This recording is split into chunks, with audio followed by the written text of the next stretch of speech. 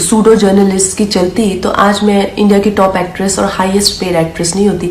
मैं तुम्हारे सामने हाथ जोड़ती और कह रही हूँ कि प्लीज़ मुझे बैन करो। तो 3-4 लोगों ने मिलकर मेरे खिलाफ एक कोई गिल्ड बनाई है, शायद कल ही बनी है, ना ही उसकी कोई मान्यता ही है और ना ही उसकी कोई धारणा नहीं है। तो उस गिल्ड के चलते हुए लोगों ने मुझे धमकी देना शुरू किया है कि मुझे बैन कर देंगे या मेरी कोई चीज़ का मुझे कवर नहीं करेंगे या मेरा करियर बर्बाद कर देंगे। अरे नालायकों, देशद्रोहियों, बिकाऊ लोगों, तुम लोगों को खरीदने के लाखों भी नहीं चाहिए। तुम लोग तो इतने सस्ते हो, 50-60 रुपए में बिछ जाते हो। आज मैं अपनी जो हमारी इंडियन मीडिया है उसके बारे में आपसे कुछ कहना चाहती हूँ, लेकिन मैं ये ज़रूर कहूँगी कि ऐसा नहीं है कि हर जगह अच्छे लोगों के साथ में कुछ बुरे लोग भी होते हैं। और जो मीडिया है उसने जितना मुझे प्रोत्साहित किया है, जितना मुझे प्रेरित किया है, इतने अच्छे सलाहकार, इतने अच्छे दोस्त जो मुझे मीडिया में मिले हैं, मैं कहूँगी कहीं ना कहीं मेरी सफलता में उनका बहुत बड़ा हाथ है, उनकी मैं हमेशा आभारी रहूँगी।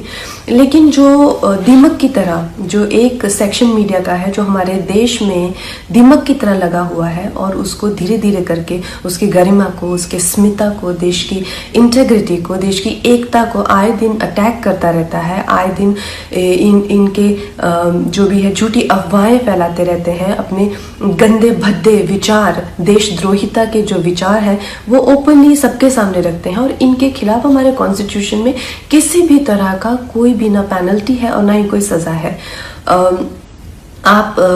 तो इस चीज़ से मुझे बहुत ही ज़्यादा ठेस लगी और मैंने अपने आप में ही ये डिसाइड कर लिया कि ये जो दोगली मीडिया है, ये जो बिकाऊ मीडिया है, जो खुद को लिबरल कहती है, सेक्युलर कहती है और कुछ नहीं है, 10वीं फेल भी नहीं है ये लोग सूडो लिबरल है और ये लोग बिल्कुल भी सेक्युलर नहीं है। अगर ये सेक्युलर होते तो हमेशा धार्मिक चीज़ों को लेके देश की एकता पर हमेशा प्रहार नहीं करते।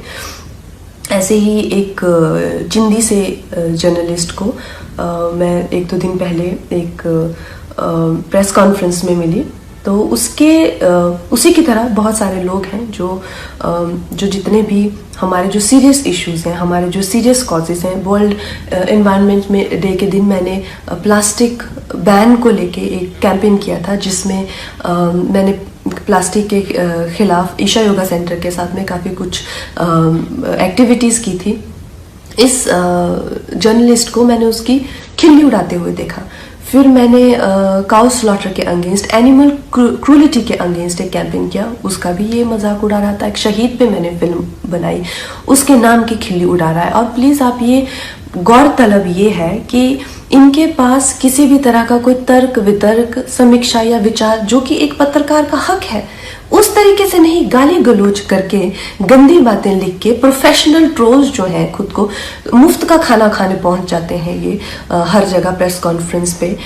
मैं जानना चाहती हूँ कि कोई तो क्राइटेरिया होना चाहिए कि अगर आप खुद को जर्नलिस्ट कह रहे हैं, क्या आपने किया हुआ है? मुझे एक अपना लिखा हुआ कोई ना कोई एक पीस या एक ब्लॉग, जैसे मैं खुद को अगर कलाकार कहती हूँ तो कुछ तो होना चाहिए टू माई क्रेडिट। आप खुद को क्यों पत्रकार कह रहे हैं? किस लिए आप पत्रकार बने हुए हैं? इन 3-4 लोगों ने मिलकर, क्योंकि मैंने उस इंसान के प्रश्नों का उत्तर देने से मना कर दिया, मैंने कहा एक इंटरनेशनल को मैं क्यों एंटरटेन करूं? मेरे पास किसी भी तरह के देशद्रोही के लिए 0% टॉलरेंस है।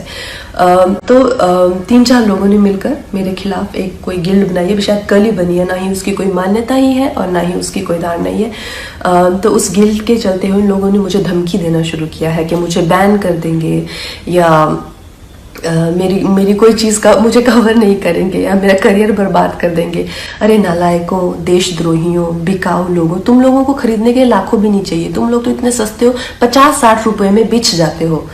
जो अपनी देश के साथ गद्दारी करे, अपनी ही थाली में जिसमें खाते हैं उसी में छेद करते हैं, क्योंकि मैं नहीं चाहती कि मेरी वजह से तुम लोगों के घर में चूल्हा जले।